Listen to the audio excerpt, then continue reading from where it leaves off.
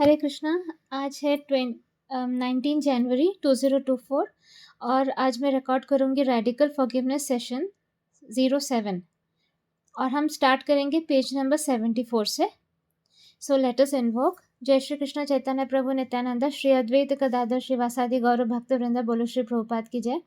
हे राधा कृष्णा त्रिदेव त्रिदेविया गणेश जी कर्मफल दाता शनिदेव जी सनत कुमार जी गरुड़ देव जी, गौतम बुद्धा जी, सुदर्शन चक्र जी, all the demigods, all the great ones, all the holy gurus, holy masters, spiritual helpers, with your divine blessings, guidance, help and protection, I am starting radical forgiveness session 7.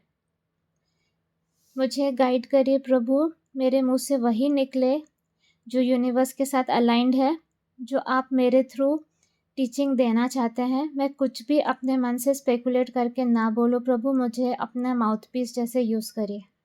मैं completely surrendered हूँ आपके चरणों में। तो हमने radical forgiveness session 6 जब किया था वो बहुत पसंद आया था सबको। उसमें बहुत ज़्यादा लर्निंग थी। उसमें हमने देखा कि कैसे ईगो हमें भगवान से दूर करता है, कृष्णा जी से दूर करता है। हम वो हायर जहाँ पे हम कृष्णा जी के साथ थे, गोलोक में थे, वहाँ से हमें नीचे गिराया गया क्योंकि हमें अपना कुछ करना था। हम ओन करना चाहते थे, हम अलग से एंजॉय करना चाहते थे। तो ईगो ने हमें बताया कि इसके लिए तुम्हें अलग होना पड़ेगा, क्रिएटर से, कृष्णा जी से अलग होना पड़ेगा। और फिर हम कैसे फिजिकल वर्ल्ड में आए और फिर हमारा सारा कुछ गड़बड़ हुआ और इसी के कारण हम वापस जा नहीं पाते हैं। तो लास्ट हमने जो देखा था यही सब देखा था और फिर ये भी हमने एक सेंटेंस में पढ़ के देती हूँ, पेज नंबर 73 और 74 के बिगनिंग में। It is through the gentle whispers of the higher self that we wake up bit by bit until we finally remember who we are and go home. That's what transformation is and enlightenment too. तो हमारा जो higher self है, वो higher self मतलब परमात्मा, ऐसे सोचिए, ठीक है, या बोल सकते हैं हम आत्मा। तो हमारा इनकारनेटेड सोल है और उसके ऊपर है हमारा हायर सोल, ठीक। सो वो जब हमको धीमे धीमे नज करता है, मतलब हेलो हेलो, सुन रहे हो क्या, चलो ना वापस चलते हैं, दिस इज़ नॉट वर्किंग, ये हमने कोशिश की, अच्छा नहीं लग रहा। ये हमारा हायर सोल कंटिन्यूसली हमको थोड़ा थोड़ा हमको टोकता रहता है। और ये काम मेरे ऑडियोज़ भी करते हैं। मैंने बोला था कि मेरे ऑडियो से आपको फील होगा कि ठीक है, बहुत टाइम वेस्ट कर लिया, अब वापस जाते हैं। तो जब हम ये रियलाइज़ करते हैं, हमारा ट्रांसफॉर्मेशन वाला जर्नी शुरू होता है। बट वो जर्नी इतना इजी नहीं होता है। इसके लिए हमें हार्डकोर अपने ईगो को ख़त्म करना होता है। तो पेज नंबर 74 में एक अच्छा डायग्राम है जो आप लोग अगेन बुक में देख सकते हो। इसके लिए आपको बुक या तो गूगल बुक्स में सर्च करिए या इंटरनेट पे सर्च करिए इस बुक को, या फिर आप ख़रीदिए। मैं नहीं शेयर कर सकती बुक क्योंकि मैं जो जिसने लिखा है मैं उसके साथ गलत नहीं करना चाहती, ठीक है। तो इट्स काइंड ऑफ, मैं पायरेसी नहीं करना चाहती हूँ क्योंकि उसने इतने मेहनत से लिखा है and he should receive the royalty for it. तो इसलिए मैं ये गलत नहीं करूँगी, लेकिन हाँ, मैं ये समझाना चाहती हूँ सो दैट आप लोग इस कंसेप्ट को समझ लो और इतना ब्यूटीफुल बुक को बस इसलिए ना रिजेक्ट कर दो क्योंकि खरीदना पड़ता है बोल के। सो इसमें एक जर्नी है, इसमें एक डायग्राम है द सोल्स जर्नी बोल के, फिगर 6 नाम से। तो उसमें बहुत अच्छे से समझाया गया है कि जैसे हम वर्ल्ड ऑफ ह्यूमैनिटी, हम लोग अभी कहाँ पर है, वर्ल्ड ऑफ ह्यूमैनिटी में है, जिसमें डुअलिटी एंड सेपरेशन है। और हमें जाना है वर्ल्ड ऑफ डिवाइन ट्रुथ में, जो हमें, जो एक्चुअली जो हमारा घर है, हमारा ओरिजिनल घर है। तो उसके लिए कैसे ये पूरा ईगो और हायर सेल्फ का जो वर्किंग है, उसने कैसे हमारे सोल को ये सारा कुछ एक्सपीरियंस करवाया, उसका पूरा डायग्राम है। इसमें लिखा है this is our souls journey while in physical form and there exist no shortcut. अब इसमें यहाँ पे कोई शॉर्टकट नहीं है। अगर हमें लगता है कि हम बस थोड़ा सा भगवान का मंदिर में चले जाएंगे और थोड़ा पूजा पाठ कर लेंगे, होम हवन कर लेंगे और हो जाएगा, सो ऐसा नहीं होता है। ईगो को स्लैश करना पड़ता है ब्रूटली, क्योंकि अगर ये ईगो नहीं करता हम कभी अर्थ पर आते ही नहीं। सो इसके बाद है कि मे बी जो रिलेवेंट है मैं वही बोलूँगी। इसके बाद हम लोग सीधा चले आते हैं पेज नंबर 75 पे, that is hideouts and scapegoats. ये चैप्टर नंबर 7 है, इसको अभी समझते हैं। So understanding the role that the twin psychological ego defense mechanism of repression and projection play in how we heal relationships is essential to the concept of radical forgiveness. तो इसमें अभी आगे के चैप्टर में हम लोग देखेंगे कि कैसे रिप्रेशन एंड प्रोजेक्शन, ये दोनों चीज़ क्या होता है। ये ईगो डिफेंस मैकेनिज्म हमने पहले वाले ऑडियो में भी सुना था, और भी और डीपली हम इस चैप्टर में जानेंगे, और किस तरह से ये हमारे रिलेशनशिप्स को हील करता है हम वो भी जानेंगे। Operating together repression and projection wreak havoc upon our relationships and our lives. तो रिप्रेशन और प्रोजेक्शन जो दो कॉन्सेप्ट है जिसको हम आज डीपली समझने की कोशिश कर रहे हैं, हमारी ज़िंदगी में मतलब तहलका मचा देता है। Together they create and maintain the victim archetype, और उसके वजह से विक्टिम आर्कटाइप मेंटेन रहता है। मतलब विक्टिम कॉन्शियसनेस, मैं बेचारी, मेरे साथ गलत हुआ, बहुत बुरा हुआ मेरे साथ, ये मेंटेन रखता है क्या, ये रिप्रेशन और प्रोजेक्शन वाला। So understanding how they work enables us to counteract the ego's use of them to keep us separated from each other and from God. तो एक बार अगर हम इस चीज़ को समझ लेते हैं तो हमें पता चल जाएगा कि हम भगवान से दूर क्यों है। तभी हम ईगो को एक्चुअली ख़त्म कर पाएंगे। सो अब हम आते हैं रिप्रेशन पे। एकदम ध्यान से समझना है। इस तरह से ये थोड़ा डीप कंसेप्ट्स है। ये भजन कीर्तन अलग होता है, ठीक है, भजन कीर्तन इज़ फाइन, लेकिन ये है क्लेंजिंग। ये जब भजन कीर्तन से हमारा सपोज अगर आप गिर गए ज़मीन पर और आपको चोट आ गई, तो पहले चोट को साफ करेंगे ना, धूल मिट्टी हटाएंगे, फिर दवाई लगाएंगे। तो धूल मिट्टी हटाने वाला है ये काम, उसके बाद भगवान का नाम का दवाई लगाइए ना। लेकिन अगर हम धूल मिट्टी हटाते ही नहीं है, हील तो फिर भी होगा दवाई से, पर टाइम लग जाएगा, बहुत टाइम लगेगा, और हमारे पास ज़्यादा टाइम नहीं है। क्यों? क्योंकि हमने बहुत ज़्यादा टाइम वेस्ट कर दिया। यही अगर हमने जैसे ह्यूमन बर्थ लिया होता तभी से अगर हम अलर्ट रहते तो कोई प्रॉब्लम ही नहीं थी। पर क्योंकि अभी हमने इतने साल वेस्ट कर दिए, अब थोड़ा स्पीड बढ़ाना पड़ेगा, नहीं तो ये वाला इनकारनेशन भी वेस्ट हो जाएगा।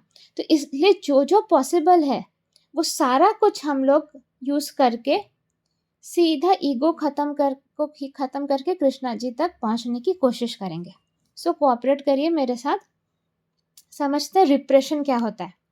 So operating as a normal psychological defense mechanism, repression occurs when feelings like terror, guilt, or rage becomes so overwhelming that the mind simply blocks them from conscious awareness entirely. This makes repression a powerful mental safety device, for without this blocking mechanism, we could easily go mad. It works so effectively that absolutely no memory of the feelings or the event which precipitated them remains, totally blocked out of conscious awareness for days, weeks, or years, sometimes even for the rest of lifetime. Okay. किसी का चेहरा याद आ रहा मुझे, किसी group member का। सो क्या होता है, ये एक डिफेंस मैकेनिज्म है। मतलब डिफेंस मैकेनिज्म मतलब खुद को बचाने का एक तरीका, जहाँ पर फीलिंग्स लाइक टेरर, गिल्ट और रेज बिकम सो ओवरवेलमिंग। मतलब या तो डर, टेरर मतलब डर या गिल्ट तो पता ही है हमको क्या होता है कि हम अपने आप को गलत समझते हैं कि हमने गलती की, या रेज मतलब गुस्सा इतना ज़्यादा ओवरवेलमिंग हो जाता है, मतलब वो हम सहन नहीं कर सकते हैं कि हमारा माइंड सिंपली कट कर देता है, उसको ब्लॉक कर देता है फ्रॉम कॉन्शियस अवेयरनेस एंटायरली। अभी let's take an example of a murderer. जब वो पहला मर्डर करता है ना, उसको बहुत गिल्ट फील होता है, लेकिन वो गिल्ट वाली फीलिंग इतनी ज़्यादा ओवरवेलमिंग होती है, मतलब सांस अटकने वाली होती है, कि माइंड उसको स्लोली कट कर देता है। तो रोज़ उसे याद नहीं रहता कि उसने एक ऐसा घिनौना काम किया है। नेक्स्ट मर्डर करते वक्त उसको उसके हाथ कांपेंगे नहीं, हाथ सिर्फ पहले मर्डर के वक्त ही कांपता है।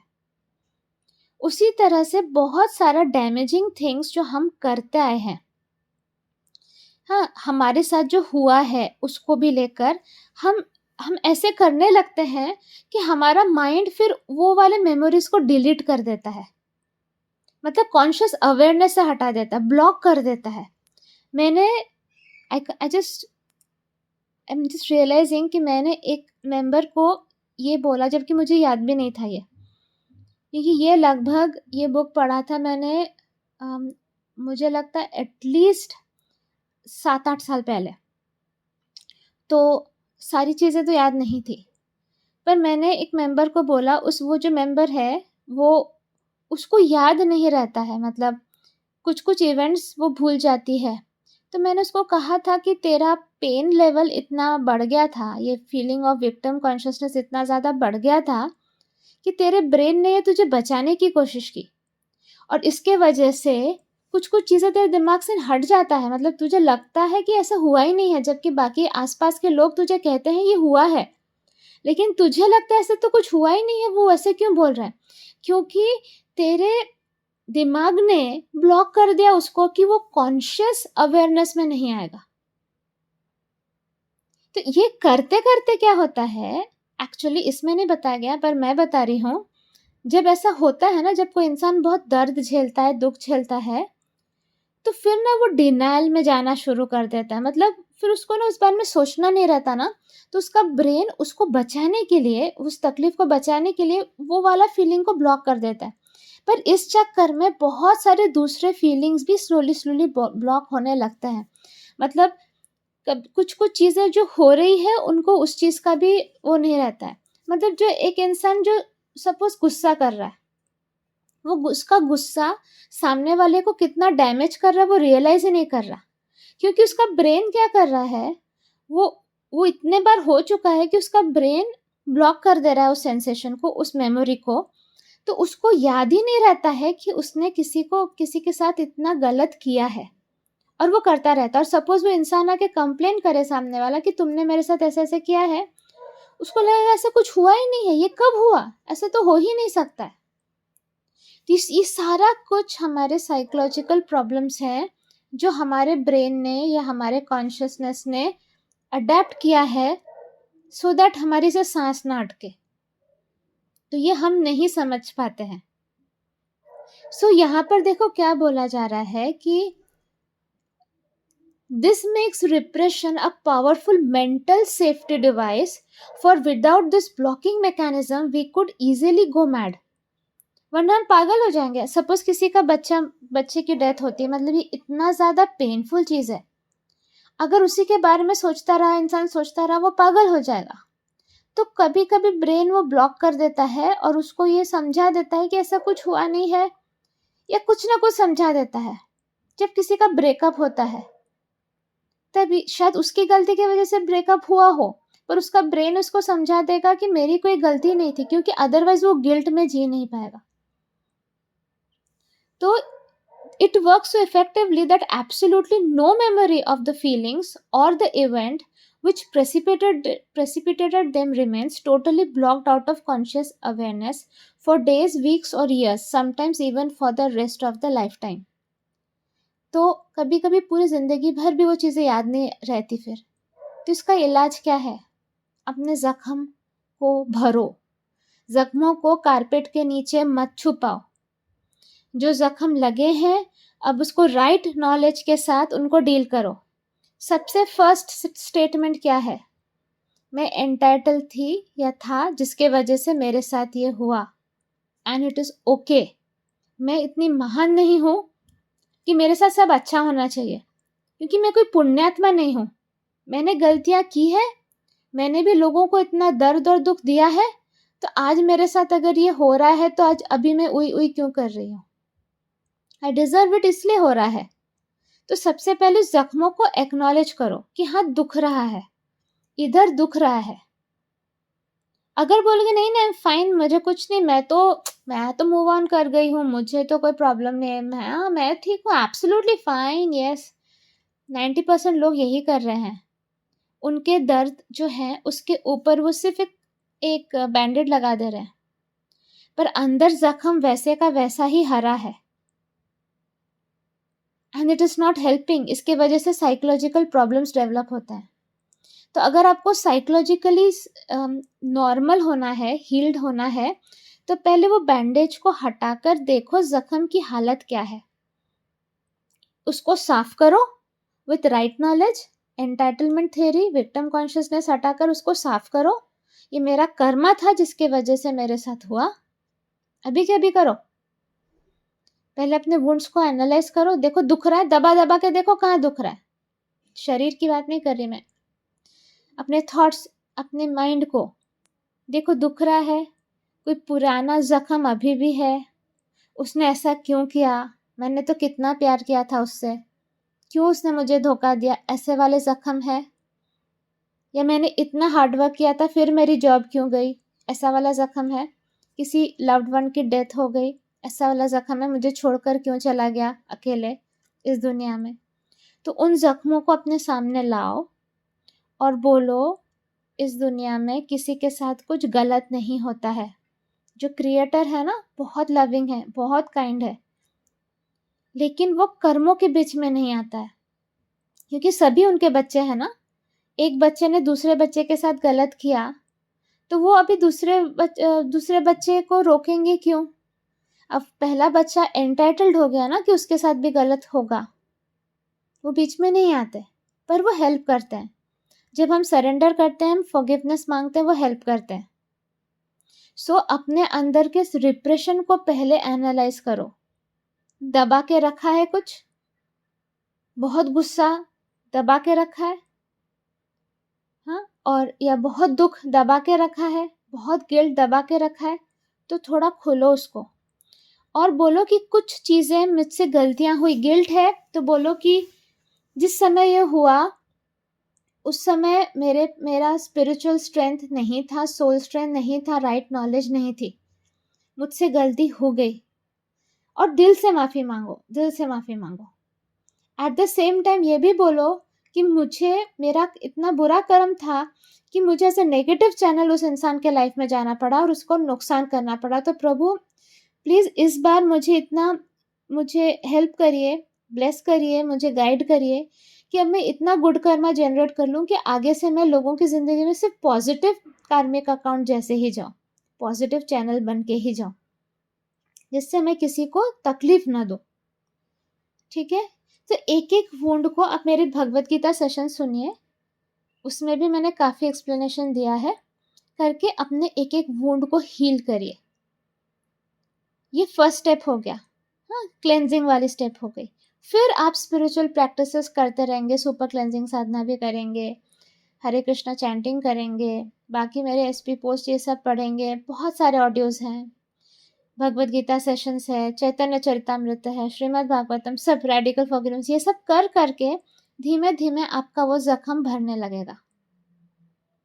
नहीं भरेंगे जख्म तो खुद भी डायनामाइट बनेंगे, दूसरों को भी फोड़ेंगे आप, which is a very dangerous state. इसमें नहीं रहना है। सो आगे चलते हैं। अब हम सीखते हैं व्हाट इज सप्रेशन। ये था रिप्रेशन, अब है suppression. Repression should not be confused with the other similar but less severe defense mechanism. Suppression occurs when we consciously refuse to acknowledge emotions that we do not want to feel or express. Though we know they are there, we try to push off or stuff them away and refuse to deal with them. However, continued denial of them for long periods of time may lead to a numbness equivalent to their becoming repressed. Oh God, again मुझे कुछ group members याद आ रहे हैं जो नंब हो जाते हैं। कुछ भी बोलो उनको, वो कहते हैं मैं नंब हो गया था, नंब हो गई थी।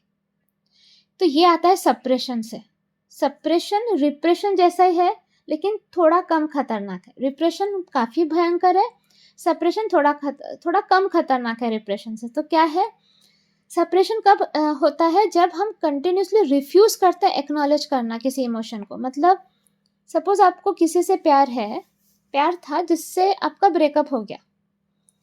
अब आपको पता है कि मूव ऑन करना इज द राइट थिंग, लेकिन दिल उस पर्सन को मिस करता है, तो आप उसको सप्रेस करते रहते हैं कंटिन्यूसली। नहीं, मुझे उसके बारे में नहीं सोचना, मुझे उसके पास नहीं जाना, मुझे उसको मैसेज नहीं करना है, ये गलत है। अग्रीड, मूव ऑन करना बहुत ज़रूरी है और ये गलत है, अग्रीड। लेकिन अगेन डिनायल में जाकर नहीं होगा। Continuous denial of them for long periods of time में लीड टू नम्बनेस, फिर नम्ब हो जाता है इंसान। डिनाइल में रहोगे तो नम्ब होगा। तो क्या करना है, how what is the approach? Again इस बुक में नहीं लिखा है, पर मैं आपको बता रही हूँ। सो पहले तो एक्सेप्ट कर लो कि ठीक है, इस पर्सन को मैं अभी भी याद करती हूँ, and it is not wrong to remember somebody. किसी को याद करना गलत नहीं होता, किसी के लिए किसी को मिस करना भी गलत नहीं होता है, लेकिन मूव ऑन करना सही होता है।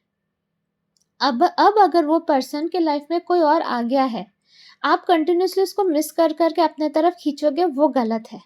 तो क्या करना है? तो ये करना है कि जब तक वो पर्सन आपके साथ था, आप लोगों की कुछ अच्छी मेमोरीज होंगी, उस अच्छी मेमोरीज की एनर्जी को लेकर अपने हार्ट में लॉक कर दीजिए कि हाँ, जितना भी समय वो इंसान था वो कृष्णा प्रसादम था, और उसके साथ मैंने कुछ अच्छी यादें जनरेट की। And I am so grateful to Krishna ji कि उन्होंने मुझे वो पल दिए।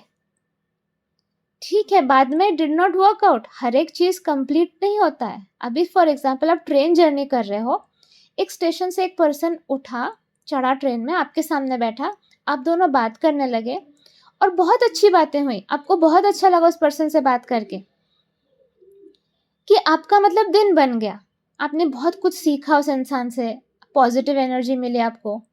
पर अब नेक्स्ट स्टेशन आ गया है उसका, और उसको उतर जाना होगा, और वो अपने काम पे या अपने घर पे चला जाएगा जहाँ पर उसके फैमिली मेंबर्स वेट कर रहे हैं। तब आप उसको पकड़ कर नहीं रख सकते, या उसके उतर जाने के बाद आप कंटिन्यूसली ये नहीं सोच सकते कि काश वो हमेशा के लिए मेरे साथ होता। This is wrong. तो कोई इंसान आपके लिए सिर्फ एक सीजन के लिए आ सकता है, किसी रीजन के लिए आ सकता है, या लाइफ टाइम के लिए आ सकता है। सोचो, वो किसी रीजन के लिए आया या सीजन के लिए आया। सीजन मतलब रेनी सीजन, बरसात का टाइम हमेशा थोड़ी रहता है, विंटर हमेशा थोड़ी रहता है, समर हमेशा थोड़ी रहता है, स्प्रिंग हमेशा थोड़ी रहता है। पर जब तक रहता है, एक सीजन रहता है, उस सीजन में कंटिन्यूसली आपने उस इंसान का जो भी पॉजिटिव चीज़ें हैं वो याद करके उसको अपने दिल में बिठा लीजिए और मुट्ठी खोल दीजिए कि अब तू जहां पर है खुश रह। I just want you to be happy, और मेरी खुशी तुझसे रिलेटेड नहीं है, मेरी खुशी मैं खुद जनरेट करती हूँ। तो ये करने से क्या होगा कि जब जब उस पर्सन की याद आएगी, आपका दिल दुखेगा नहीं। नहीं तो दुखेगा, गुस्सा आएगा, अगेन फिर वो डिप्रेशन वाली चीज भी हो सकती है। ठीक है, तो मैंने सिर्फ एक एग्जांपल, जैसे बहुत सारे इवेंट्स हो सकते हैं जिसके वजह से, हो सकता है आपको किसी ने इंसल्ट किया, आपको बहुत बुरा लगा, दुखा। अब उसके ऊपर ढक्कन लगा देने से नहीं होगा, लेते हैं उसको, शायद मैंने भी पास्ट लाइफ में उसका इंसल्ट किया होगा, मैं एंटाइटल्ड थी इसलिए हुआ, शायद उसका वो अलाइन नहीं है यूनिवर्स के साथ, उसका सोल स्ट्रेंथ नहीं है, इसलिए उसने गलत एक्शन किया।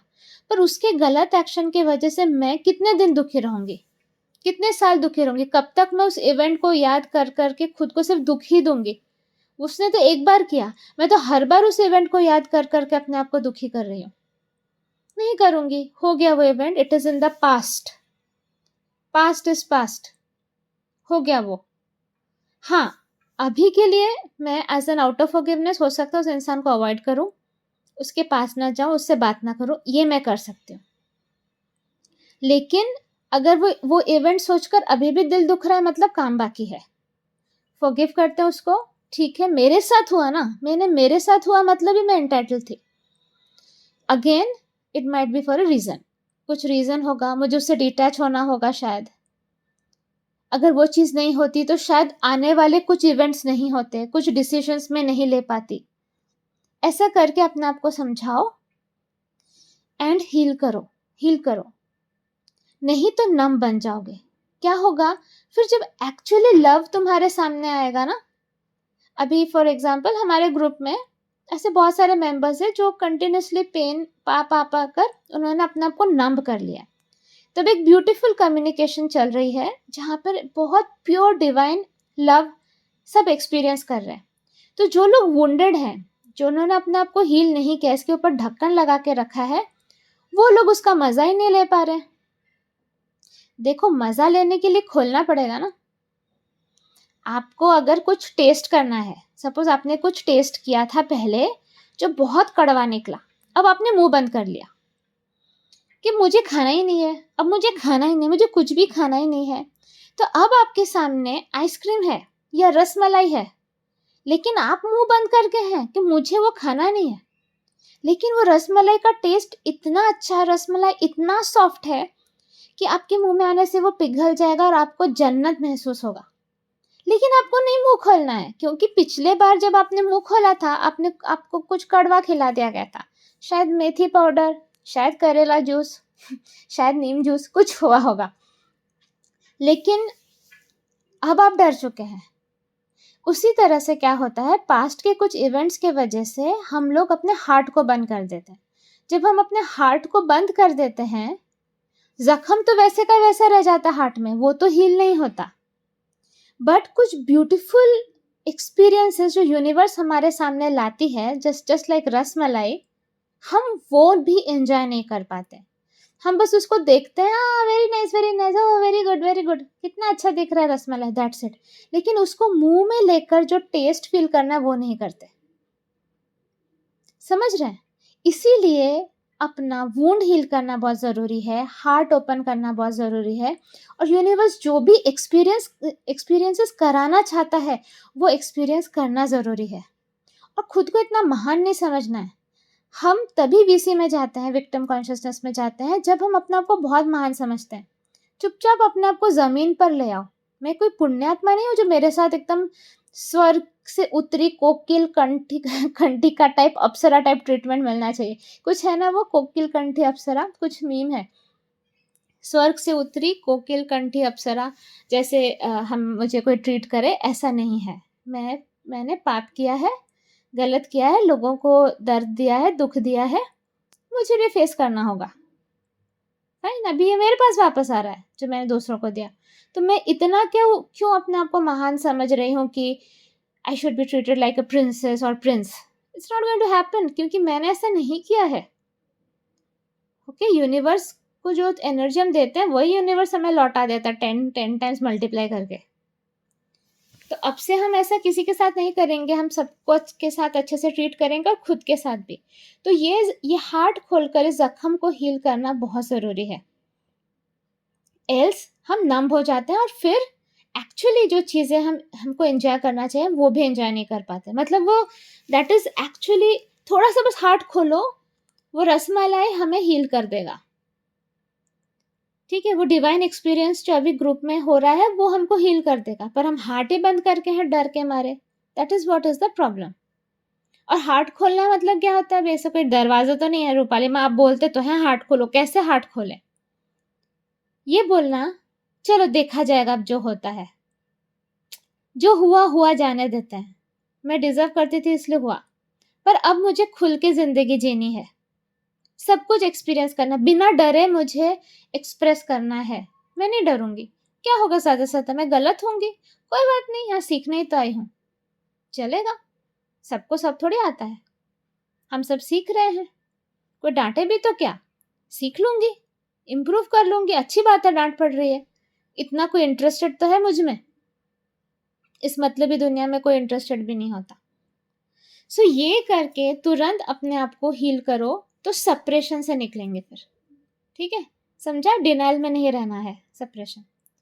अब आता है repressed guilt and shame. Next topic है रिप्रेस्ड गिल्ट एंड शेम।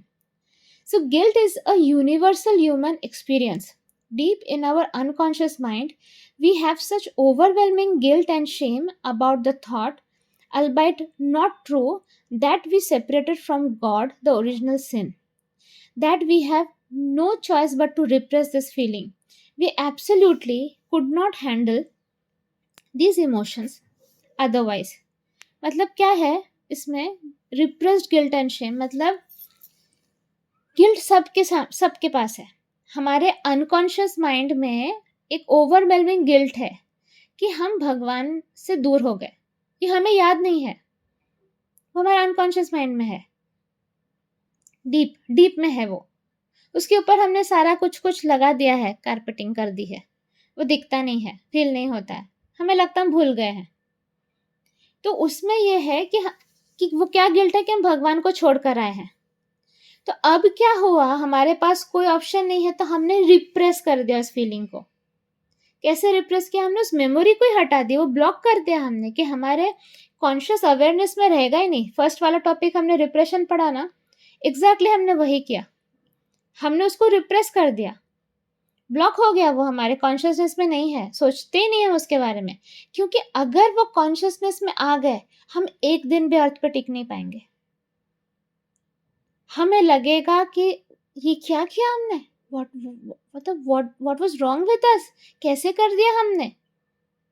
और उसी से हमारा ईगो मरने लगेगा, और ईगो हर तरह से कोशिश करता है कि वो सॉलिड रहे, स्ट्रांग रहे। ईगो मरना नहीं चाहता है, और ईगो बहुत वर्सेटाइल टाइप का है, मतलब उसको आप बहुत पिटो, चप्पल से मारो, सब कुछ करो, फिर से ऐसे छोटा सा पौधा जैसा फिर मुंह निकालेगा। उसको कॉकरोच के जैसे चप्पल से मारना पड़ता है हर बार, बार बार बार बार। उसके लिए अवेयरनेस चाहिए, और ये अवेयरनेस ये ऑडियो से आएगा आपके अंदर। तो deep in our unconscious mind, we have such overwhelming guilt and shame about the thought that we separated from God, that we have no choice but to repress this feeling. अब इस feeling को repress करना मतलब दुखता है। We absolutely could not handle these emotions otherwise हम handle ही नहीं कर पाते, वो इतना strong emotion है guilt वाला। Please note that guilt and shame are not the same. We feel guilt when we feel we have done wrong. Shame takes us to a deeper level of guilt where we have a sense of actually being wrong. With shame, the ego makes us feel inherently wrong at the very core of our being. No shame or guilt is as deep seated as the shame of the original sin, the central but entirely false plank of the ego's belief system. थोड़ा difficult है, कोशिश करती हूँ समझाने का। यहाँ पे author कह रहे हैं कि गिल्ट और शेम दोनों सेम नहीं है। हम गिल्ट फील करते हैं जब हम कुछ गलत करते हैं, लेकिन शेम ऐसी चीज है, मतलब शर्म ऐसी चीज है कि हमें वो डीपर लेवल ऑफ गिल्ट में ले जाती है, जहाँ पे हमें पता होता है कि हमने गलत, सच में गलत किया, बहुत गलत किया है।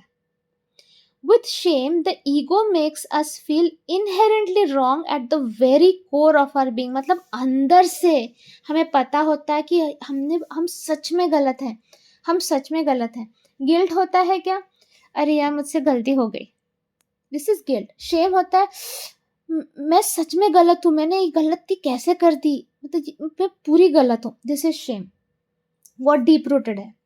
No shame or guilt is as deep seated as the shame of the original sin. Original sin किसको कहा जाता है, हम जो कृष्णा जी को छोड़कर आए उसे कहा जाता है ओरिजिनल sin। तो इससे डीप रूटेड कोई गिल्ट या शेम नहीं है, ठीक है। The central but entirely false plank of the ego's belief system. तो ये ईगो का जो बिलीफ सिस्टम है, ईगो का जो एक आर्किटेक्चर है बोल सकती हूँ, मतलब ईगो ने घर बना के रखा ना अपने अंदर, तो ये नीचे का बेसमेंट है, उसका प्लैंक है, इसके बेसिस पे सब कुछ है, ठीक है। ये इसके बेसिस पर ईगो बना है, क्योंकि जैसे जैसे गिल्ट फील होता है, शेम फील होता है, ईगो उसके ऊपर विक्टिम कॉन्शियसनेस का लेयर लगा देता है, परंतु किंतु वाला। पर मैं क्या करती, मुझे तो ये हो रहा था, पर मैं क्या करती, इफ बट्स लगा देता है, ठीक है। तो ईगो इसी पे खड़ा हुआ है, ये प्लैंक है उसका। Shame blocks energy. Young children can be easily shamed, say when they wet themselves, get an erection, show anger, act shy, and so on. While these may be natural occurrences, the children nevertheless feel the shame, and the cumulative effects of this feeling can be overwhelming. Consequently, they repress their shame, but it remains in the unconscious mind as well as in the body. It becomes locked into their system at the cellular and creates an energy block in the body. If left unresolved for too long, this block gives rise to another mental or emotional problems, physical problems, or both. Repressed emotion now is recognized by many researchers to be one of the principal causes of cancer. Okay, so shame के बारे में हम देखते हैं. Shame blocks energy. तो जो शर्म है वो एनर्जी को ब्लॉक कर देता है. जैसे छोटे बच्चे जब पैंट गीला कर देते हैं, सुसु निकल जाता है उनका, तो उनको शर्म आती है. तो इसको हैंडल करना पड़ता है प्रॉपरली पेरेंट्स को, कि बताना पड़ता है कि कोई बात नहीं बेटा, नेक्स्ट टाइम से तो ध्यान रखना, या कोई बात नहीं, इट्स ओके, हो जाता है, बच्चे हो जाता है कभी कभी. पर अगर उसको बहुत ज़्यादा शेम फील कराया गया, उसके अनकॉन्शियस माइंड में वो रह जाएगा और बाद में जाके साइकोलॉजिकल प्रॉब्लम हो सकता है. कभी कभी आप लोगों ने सपना देखा है कि आप बिना कुछ कपड़े पहनकर घूम रहे हो और आपको बहुत शर्म आ रही है. तो ये हमारे बहुत सारे ऐसे ही अनरिजॉल्व थॉट्स होते हैं, शेम होता है, गिल्ट होता है, जो हमने रिप्रेस करके रखा है अंदर. हम डिनाइल में है, हमें वो अच्छा नहीं लगता है. बहुत बार होता है ना ये सारी चीज़ें. बहुत सी चीज़ें जिसके बारे में हम डिस्कस नहीं करना चाहते, हम छुपा के रखते हैं. तो उन सब से क्या हो जाता है कि हमारे बाद में जाकर सच में इमोशनल प्रॉब्लम्स डेवलप हो सकते हैं. और अभी ये सब जो रिप्रेसिव जो थॉट्स हैं, इसके वजह से रिसर्चर्स ने फाइंड आउट किया है कि एक तो एनर्जी ब्लॉक हो जाता है सेल्यूलर लेवल पे. एनर्जेटिकली तो गड़बड़ है ही, वहाँ पे ब्लॉकेज हो जाता है. ब्लॉकेज मतलब फिर वहाँ से एनर्जी पास नहीं होती, और जब हमारे नाड़ीज़ के थ्रू एनर्जी पास नहीं होती है, वहाँ पर डिजीज़ हो जाता है, दुखता है. कभी कभी सोचते हो ना, पीठ दुख रहा है, कमर दुख रही है, वो मतलब वहाँ से एनर्जी पास नहीं हो रहा है, वहाँ पे ब्लॉक हो गया एनर्जी. तो इसके वजह से फिर वहाँ पर मतलब वो घाव बन जाता है, या कुछ ना कुछ प्रॉब्लम शुरू हो जाता है. तो ये सब हमारे इमोशंस की वजह से होते हैं. मैं बोलती हूँ ना, साइकोसोमैटिक डिजीजेस मैक्सिमम होते हैं हमारी लाइफ में. जैसे डायबिटीज साइकोसोमैटिक है. हाँ, बहुत सारे और भी साइकोसोमैटिक डिजीजेस हैं जिसकी वजह से हमें प्रॉब्लम होती है. तो हमें अपने इमोशंस को समझना है डीपर लेवल पे. सो repressed emotion now is recognized by many researchers to be one of the principal causes of cancer. और ये एक बहुत इम्पॉर्टेंट कॉज है कैंसर का. एक बार मैं गई थी, मैंने पहले भी बताया है शायद से, लेकिन जब मैं स्कॉटलैंड में थी और मैं इस्कॉन में गई थी, वहाँ पर कुछ लोगों से बातचीत हुई थी मेरी, कुछ माता जी और प्रभु जी से. और जब उनसे मैंने बातचीत की थी तो उनको फॉरगिवनेस के बारे में नहीं पता था. वो उनको पता था कि भक्ति and everything they knew very well, और बहुत डिवोटेड थे. सुबह 4 बजे से आकर, सोचो फॉरेनर्स होकर, साड़ी पहनकर, धोती पहनकर, नहा धोकर सुबह 4 बजे से भक्ति करना, सब कुछ सही था. लेकिन उन्होंने बोला कि एक और माता जी थी जो बहुत अच्छी थी, पर अभी वो उनको कैंसर हो गया, इसलिए वो आ नहीं पा रही मंदिर में. तो मैंने क्लेयरवाइंटली देखा, और मैंने यही देखा कि बहुत सारे रिप्रेस्ड इमोशंस हैं उनके. और मैंने बताया भी उन लोगों को कि ये प्रॉब्लम है. फिर एक माता जी आई, लेडी, बहुत मेरे से तो यंग ही थी, छोटी थी मुझसे. उसको देखकर ही समझ में आ गया कि वो बहुत ज़्यादा पेन में है.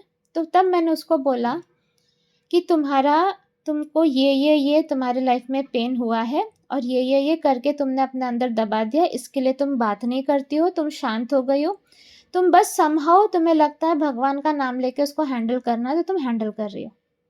तो वो शॉक्ड हो गए, उसके हस्बैंड भी शॉक्ड हो गए. बोले कि तुमको कैसे पता चला? मैंने कहा मुझे समझ में आ जाती है कुछ चीज़ें, और सबसे इम्पोर्टेंट फर्स्ट थिंग है, तुम्हें फॉरगिवनेस करना पड़ेगा, तुम्हें माफ़ करना पड़ेगा, तुम्हें विक्टिम कॉन्शियसनेस से निकलना पड़ेगा, अदरवाइज तुम्हें भी कैंसर हो जाएगा. तो जब हमें लगता है कि हम भगवान की भक्ति करके उस गम को भुला देंगे, तो हम थोड़ा बहुत डिनाइल में जा रहे हैं. होता है डेफिनेटली, भगवान की भक्ति ही उपाय है, पर वो दवाई है. सफाई भी तो करनी है ना, पहले सफाई फिर दवाई। तो सफाई में पहले हमें ये समझना होगा कि इस दुनिया में बहुत सी चीजें होती है एंड इट इज ओके। इतना महान नहीं समझेंगे खुद को कि वो चीजें जो हमारे साथ हुई उसको बहुत बिग डील समझ ले।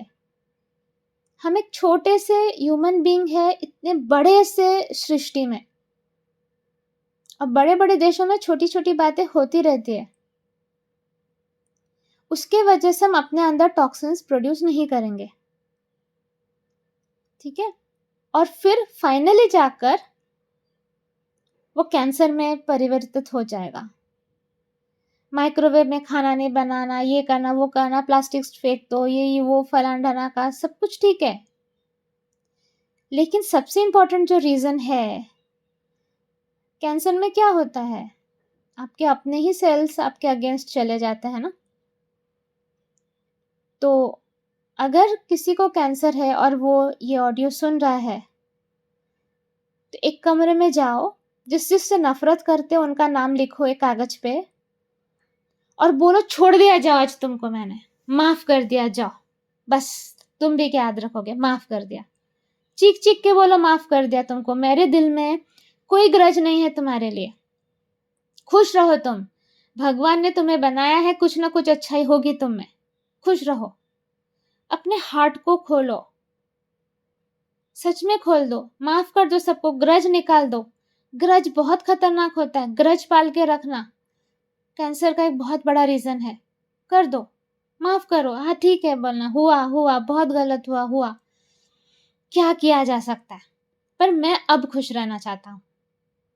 तो मैं सबसे पहले तो तुम लोगों को माफ करता हूँ, मेरे दिमाग में स्पेस ऑक्यूपाई करके मत बैठो, मेरे बॉडी में टॉक्सिन प्रोडक्शन का रीजन मत बनो, अपनी फैक्ट्री लेकर निकलो यहाँ से, करके माफ करो, दिल से आत्मा से माफ करो, आपका ही रिकवरी रेट बढ़ जाएगा।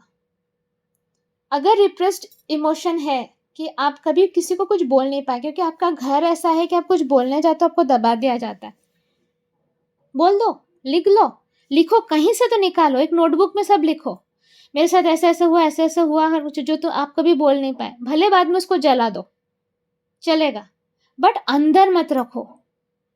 आप बोल नहीं पा रहे हो ना, तो बाहर जाके जहाँ पे कोई नहीं है, पेड़ के पास जाकर या कहीं पर बोलो, पेड़ को पकड़ के बोलो, पता है ऐसा ऐसा मेरे साथ हुआ था, मैंने किसी को नहीं बोला, मैं बोलती तो मुझे और गलत बोला जाता, करके अंदर से निकाल दो। बेचारा पेड़ हो सकता थोड़ा सूख जाए, again this is not good energy, what ever it is, but आप किसी को तो बोलना पड़ेगा, पत्थर को बोलो चलो, लेकिन बोलकर अपने अंदर से निकाल दो, रिप्रेस करके मत रखो। या तो लिखो कागज पे, बाद में इस कागज को जलाना है जला दो, लेकिन जस्ट एक्सप्रेस। एक्सप्रेशन इतना जरूरी है कि अगर आप एक्सप्रेस नहीं करते हो मतलब भी आप रिप्रेस कर रहे हो, और रिप्रेस कर रहे हो वो आपको जख्म ही देगा, it is not good,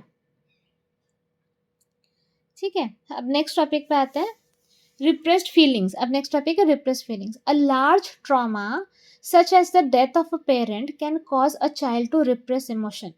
Likewise, something seemingly insignificant such as a casual critical remark interpreted as meaningful or an event incorrectly assumed to be his or her fault can cause emotions to be repressed. For example, children nearly always interpret a divorce as their fault. Research suggests that children remember conversations their parents had while they were still in the womb. A discussion about an unwanted pregnancy before birth can lead to a child's feeling of being unwanted and a fear of being abandoned. Such feelings would be repressed even at such an early time in the child's life. हम सबको अभिमन्यु की story पता है कि वो अपने माँ के कोख में भी रहकर सब कुछ सुन रहा था। तो रिसर्चर्स कहते हैं कि जब एक बच्चा कोख में होता है वो सब सुन पाता है, समझ पाता है। तो अगर आप नहीं चाहते थे और वो गलती से आप मतलब प्रेग्नेंट हो गए और आप ये सारी बातें कर रहे हो अपने हस्बैंड वाइफ के साथ, तो बच्चा वो एनर्जी फील करके उसको पहले से ही फीलिंग आ जाएगी अनवांटेड वाली।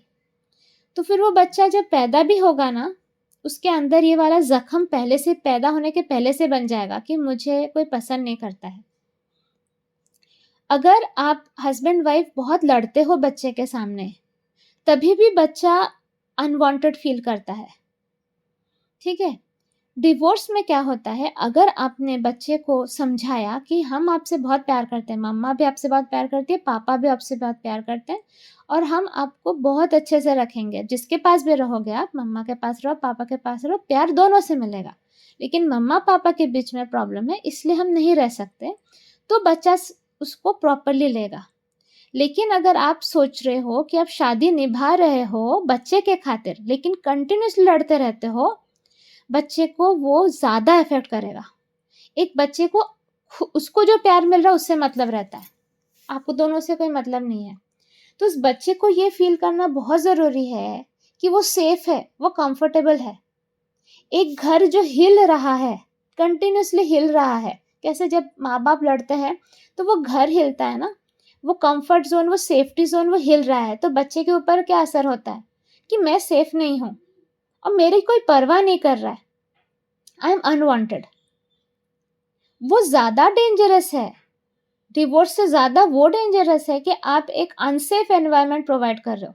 यही अगर आप अलग होकर एक स्टेबल एनवायरनमेंट अपने बच्चे को देते हो, जहाँ पर उसको ये हमेशा ये हिलने डुलने वाले थॉट्स नहीं आएंगे, उसका बेस हमेशा नहीं हिलेगा, that is much much better कि वो बच्चा या तो माँ के पास या बाप के पास है, बट उसको स्टेबल एनवायरनमेंट मिल रहा है, उसके पैर के नीचे की ज़मीन नहीं हिल रही है, उसे पता है okay this is the thing, जब पॉसिबल आके माँ मिल रही है, जब पॉसिबल आके पापा मिल रहे हैं, और जब जब मिल रहे हैं सिर्फ प्यार ही दे रहे हैं बच्चे को, वो बेटर सिचुएशन है रादर देन दो पेरेंट्स जो एक दूसरे को पसंद नहीं करते और हमेशा चीखते चिल्लाते हैं या दुखी रहते हैं, वो वाइब्रेशन में एक बच्चे को रखना ज़्यादा डेंजरस है। सो इस ये सबसे, या किसी पेरेंट की डेथ हो जाती है तो उससे भी जो जो बच्चे को जो दुख होता है, और वो इस इमोशन को रिप्रेस कर देता है, या कोई कैजुअल रिमार्क को भी अगर वो रिप्रेस कर देता है, तो ये बाद में जाकर उसको बहुत प्रॉब्लम होती है। ये भी ग्रुप में देखा है हमने, जो बचपन से जो बच्चे अपने माँ बाप के सामने एक्सप्रेस नहीं करते थे ना, बड़े होकर अपने वाइफ के साथ भी खुलकर जी नहीं पाते, वाइफ या हस्बैंड के साथ, और वो ऐसे अलग अलग ही रहते हैं। तो वो बचपन से ही उनका वुंड क्रिएट हो गया है, जो अगेन हील करना बहुत ज़रूरी है। सो मैं हूँ, अगर आपको मुझसे बात करनी है, ऐसा कोई है जो इसी टाइप के पेन से गुजर रहा है और ये ऑडियो सुनकर आपको लगता है कि you need help, so I am there. लेकिन मेरे पास आने के लिए एक प्रॉपर चैनल है, दैट इज़ आपको पहले ग्रुप ज्वाइन करना पड़ेगा, सोल पीस ग्रुप। फिर वहाँ पर आपको एसबीसी प्रैक्टिसेस करनी होगी। देखो थोड़ा झाड़ू मार के तो आना पड़ेगा मेरे पास, वरना मैं जो समझाऊंगी वो नहीं समझ में आएगा। फिर आपको रिक्वेस्ट करना पड़ेगा कि मुझे एक मेंटर चाहिए। मेंटर देने के बाद मेंटर थोड़ी बहुत सफाई करेगा, उससे आपको ऑलरेडी हेल्प मिलना स्टार्ट हो जाएगा। फिर भी अगर आपको लगता है कि नहीं हो रहा है, तब आप मेंटर से कहेंगे कि मुझे रूपाली माँ से बात करना है, फिर मैं डिसाइड करूँगी कि किससे बात करनी है मुझे, किससे नहीं। बट मेरे ऑडियोज़ और मैं कुछ अलग नहीं है, मैं यही बात आपको भी बोलूँगी, सेम ही बात बोलूँगी मैं। तो अपने अंदर के रिप्रेस्ड फीलिंग्स को निकाल कर अपने आप को हील कर लीजिए, इट्स हाई टाइम नाउ। अब हम आते हैं, हम लोग लेकिन पेज 77 पर हैं, ओके। अब हम आते हैं जनरेशनल गिल्ट पर। Groups and even nationalities commonly repress accumulated generational guilt. Without doubt, this is the case now with black and white Americans over slavery. The racial problems are now experienced in America all stem from the unresolved and repressed guilt within white people and unresolved and repressed rage in the blacks. तो generational guilt मतलब क्या है कि आप लोगों को पता था कि जो ब्लैक अमेरिकन्स थे उनको स्लेव जैसे ट्रीट किया जाता था, नौकर जैसे, उनको नीग्रोज भी बोला जाता था, बहुत बुरी तरह से उनको हैंडल किया जाता था। तो ये एक रेशियल प्रॉब्लम है यूएस में। तो इससे क्या हो गया, एक एक अनरिजॉल्व्ड और रिप्रेस्ड गिल्ट उसमें आ ही गया है कंप्लीटली। तो क्या है कि अब जो मतलब सपोज पुरखों ने किया है, मतलब एंसेस्टर्स ने गलत किया, लेकिन कोई भी ब्लैक जब किसी वाइट को देखता है ना, उसको गुस्सा आता ही है, उसको लगता ही है कि इसने मेरे पूर्वजों के साथ बहुत गलत किया। तो वो एक रिप्रेस्ड रेज है ब्लैक्स के अंदर, अनरिजॉल्व्ड एंड रिप्रेस्ड रेज। और वाइट्स में है कि हाँ, हम सब ने, हमारे पूर्वजों ने ब्लैक्स के साथ बहुत गलत किया, तो वाइट्स के अंदर वो गिल्ट है, एक रिप्रेस्ड गिल्ट है, जो कि अब जनरेशनल गिल्ट बन चुका है। मतलब ये जनरेशन से हो रहा है अब, इसको निकालना बहुत मुश्किल है।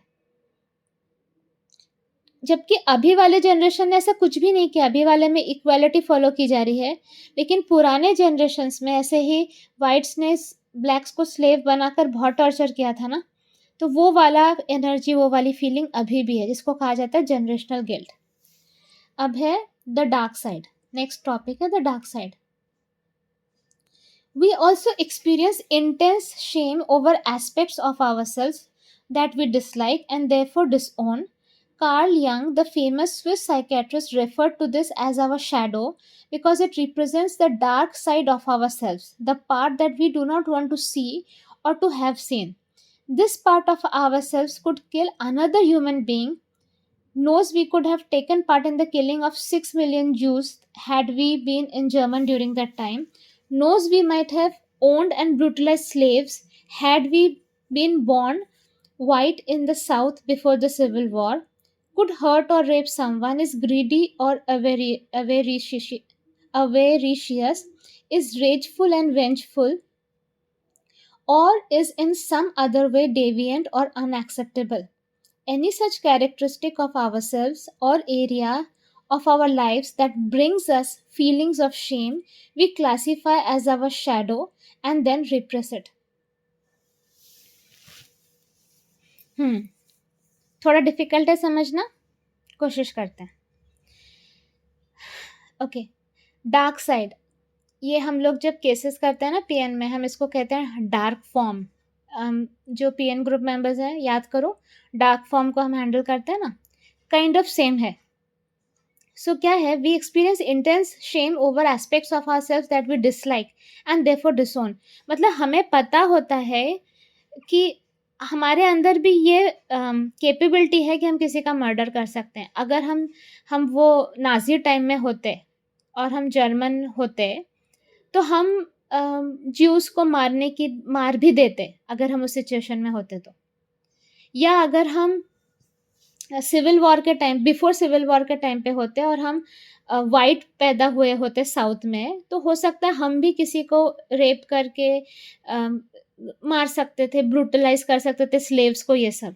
तो ऐसे ही ये तो बड़ी बड़ी बातें बोली जा रही है, लेकिन और भी बहुत सारी चीज़ें होती है जो हमें पता होती है हमारे अंदर गलत है, जिसको अगेन हमारे शेम के वजह से, फीलिंग ऑफ शेम के वजह से हम उसको रिप्रेस कर देते हैं। वो हम शैडो बोल देते हैं और हम उसको रिप्रेस कर देते हैं। तो ये बस बताया जा रहा है कि क्या क्या चीज़ें हमें पता होती है पर हम रिप्रेस कर देते हैं उसे, क्योंकि हमें उसको फेस टू फेस नहीं करना है।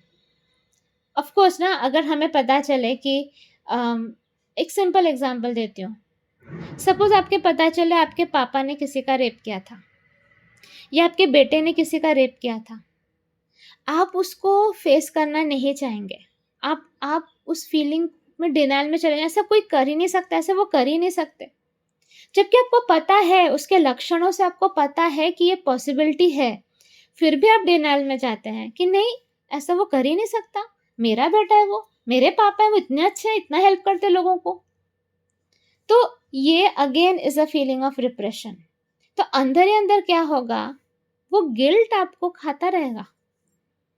आप अपने आप को कितना भी पट्टी चिकनी चुपड़ी बातों से पट्टी पढ़ाइए, पर वो गिल्ट आपको अंदर ही अंदर खाता रहेगा। और ये सब इसमें क्यों समझाया जा रहा है, क्योंकि यही हमारे ईगो को फीड करता है। मेन स्टोरी आप समझ रहे हो, कैंसर होता है, दूसरे टाइप के फिजिकल प्रॉब्लम्स होते हैं, इमोशनल प्रॉब्लम्स होते हैं, रिलेशनशिप्स हमारे ख़राब हो जाते हैं। मैंने बोला ना, जो इंसान ऐसे नम्ब स्टेट में होता है, वो कभी भी अपने वाइफ के साथ या हस्बैंड के साथ एक नॉर्मल ज़िंदगी नहीं बिता पाता है। बचपन में जिसके साथ कुछ गलत हुआ, उसने रिप्रेस कर दिया, वो बड़ा होकर भी एक प्रॉपर नॉर्मल ह्यूमन बीइंग नहीं रह पाता है। तो इस कितने सारे साइड इफ़ेक्ट्स हैं ये हमारे इमोशनल इस चीज़ का। और अगर आप सिर्फ़ ये बुक पढ़ते ना, तो आप नहीं समझते। मैं आपको सिम्प्लीफ़ाई करके समझा रही हूँ, तब आपको एग्ज़ाम्पल्स दे देकर, तब आपको समझ में आ रहा है। और मुझे क्यों पता है? क्योंकि मेरा वास्ट डेटाबेस है ह्यूमन एक्सपीरियंस। मेरा ह्यूमन एक्सपीरियंस का डेटाबेस बहुत वास्ट है, इसीलिए मुझे पता है इन चीज़ों का। प्लस अगेन ईक्यू हाई है, आईक्यू भी अच्छा खासा है और डिवाइन एनर्जी भी है, जिसकी वजह से मुझे समझ में आती है बातें। इसलिए मैं आपको समझा पा रही हूँ। अदरवाइज़ ये कहीं पर एक्सप्लेन नहीं किया जाता बैठे-बैठे। कोई ऑर्गेनाइज़ेशन वगैरह नहीं जहाँ पर आप बैठकर इन सारी चीज़ों को कोई आपको सिखाए। तो ये हमको समझना है ये बातें कि हम अगर ये सब रिप्रेसिव थॉट वाले चीज़ में रहते हैं, हम रिप्रेस करते हैं थॉट्स को, तो जो ईगो है ना, जो ईगो का मैंने पूरा इंफ्रास्ट्रक्चर बताया आपको, आप उसमें फीड कर रहे हो, मतलब आप उसको बढ़ा रहे हो। ईगो को स्ट्रॉन्ग कर रहे हो, और ईगो को स्ट्रॉन्ग कर रहे हो मतलब आप कृष्णा जी से दूर जा रहे हो। मतलब ये रिप्रेशन और ये सब करना, कृष्णा जी से दूर जाना है, तो क्या करोगे? हील करोगे। पहले एक्सेप्ट करोगे, अवेयर होगे, एक्सेप्ट करोगे, एक्नॉलेज करोगे और हील करोगे। उसको छुपा के नहीं रखोगे आपसे। जो है सो है। नहीं पटती बीवी से तो नहीं पटती बीवी से। मुंह पे मुखौटा पहनकर क्या करोगे जाकर? जो है सो है, ठीक है, दुनिया बातें करेगी करेगी, लेकिन आपका इनकारनेशन वेस्ट नहीं होगा। आप ये सब के नकली व्यवहार से रिप्रेस करके चीज़ों को जैसे तैसे एक एक्ट करके आप कृष्णा जी से दूर ही जा रहे हो। तब आपको कुछ फील नहीं होता। आप हाई लेवल डिवाइन नॉलेजेस सुनते हो, भूल जाते हो, आपको याद नहीं रहता है। क्यों? क्योंकि आप नम स्टेट में हो। आपने अपने आप को कुछ तो भी बोल के समझा दिया है, खुद को बिजी कर लिया, शायद काम में बिजी कर लिया या किसी न किसी हॉबी में बिजी कर लिया है। जैसे कि आपको वो पेन चुभता है ना अंदर से, वो वाली फीलिंग आपको ना आए, क्योंकि आप खाली बैठोगे ना, आपका दम घुटने लगेगा। आपको लगेगा, आपको सारी बातें याद आने लगेगी जो आपको चुभती है। इसलिए आप कुछ लोगों को आपने देखा है जो कंटिन्यूअसली फ़ोन करके कहते हैं, अरे चलो ना मिलते हैं, अरे इस वीकेंड पे क्या कर रहे हो? बिकॉज़ अंदर वो अपने साथ नहीं रह पाते हैं, वो घबराहट होती है उनको। और कुछ लोग होते हैं जिनको किसी से मिलने की ज़रूरत नहीं, they are happy with themselves, क्योंकि they have worked on their wounds, उन्होंने अपने वुंड्स को एड्रेस कर लिया है and it is fine. But दूसरे लोग जो कंटिन्यूअसली डेस्परेट होते रहते हैं, इससे बात करनी है, उससे मिलना है, मतलब अंदर कुछ चुभ रहा है, और किसी से बात करके, मिलकर टेम्पररी टाइम तक बस वो डिस्ट्रैक्टेड रहते हैं, तो उनको वो चीज़ याद नहीं आती है। कब तक चलेगा ये?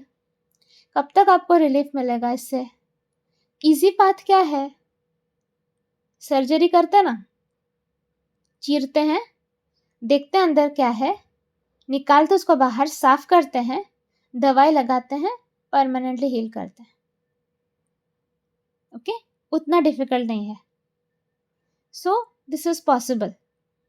और ये ऑडियो जो भी सुन रहा है, अब इसको बाईपास मत कर दो, सिर्फ सुनकर आगे मत बढ़ जाओ, एक्चुअली एक्ट करो इस पर। Take help but act on it. ये बहुत बहुत बहुत ज़रूरी है कि you have to act on it. Fine. So हमने पेज 77 तक ख़त्म कर लिया है, और अभी हम लोग नेक्स्ट में पेज नंबर 78 से स्टार्ट करेंगे, जिसमें सिटिंग ऑन अ वॉल्केनो है टॉपिक। उसमें भी हम देखते हैं कि व्हाट इट इज़। ऑलमोस्ट 1 घंटा हो रहा है, so I will stop here. भारी टॉपिक था, डीप था, बट यूज़फुल टॉपिक था।